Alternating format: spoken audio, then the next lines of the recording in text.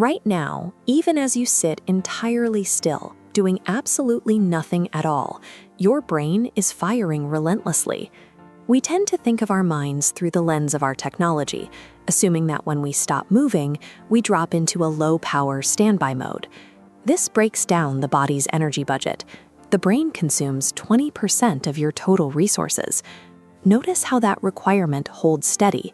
As physical activity drops to zero, the biological cost of your brain remains at its peak.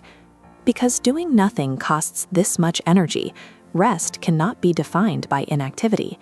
It is a resource-heavy, active state of maintenance. This process starts the moment you look away from a task, when you're daydreaming or just taking a quiet walk. This map shows what happens internally. As active focus nodes dim, a secondary system called the default mode network illuminates. While distracted, this network rapidly draws connecting lines between clusters of information that seemed unrelated. This is the biological reason why the solution to a complex problem often surfaces only after you've stepped away from your desk. The brain uses the downtime to reconcile ideas it couldn't connect while under the pressure of active focus.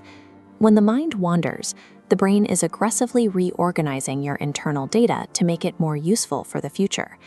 That reorganization becomes even more intensive as we move into the deepest levels of dreamless sleep.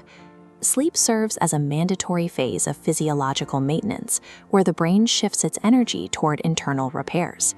During this phase, fluid pulses through narrow cellular structures to sweep away toxic waste products that build up during the day.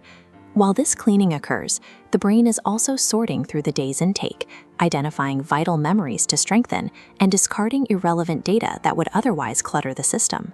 The sense of clarity you feel after a full night of rest is the physical evidence of this labor. You wake up organized because your brain spent the last 8 hours rebuilding itself. This cycle of cleaning, sorting, and connecting serves a single survival imperative. By refining the data from our past, the brain creates the foundation it needs to forecast what lies ahead. The brain uses historical data points to generate a forward-facing probability cone, modeling the world. When an outcome is predicted, the cone snaps to a single response pathway, letting you catch falling objects instantly without needing conscious calculations. From an evolutionary standpoint, an organ that fully shuts down is a liability. If the brain stopped processing, it could no longer anticipate threats or adapt to a changing environment. The brain must always remain active, because out in the wild, a fully inactive brain is an extinct brain.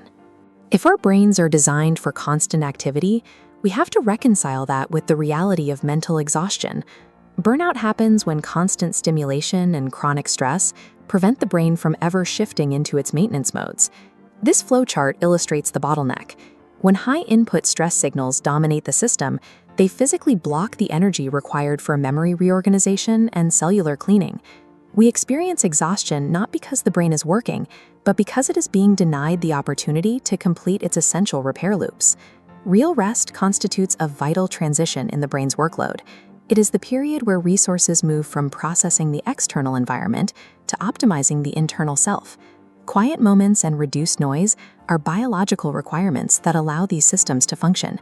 By choosing to disconnect, you are providing your brain with the specific conditions it needs to perform its most complex maintenance.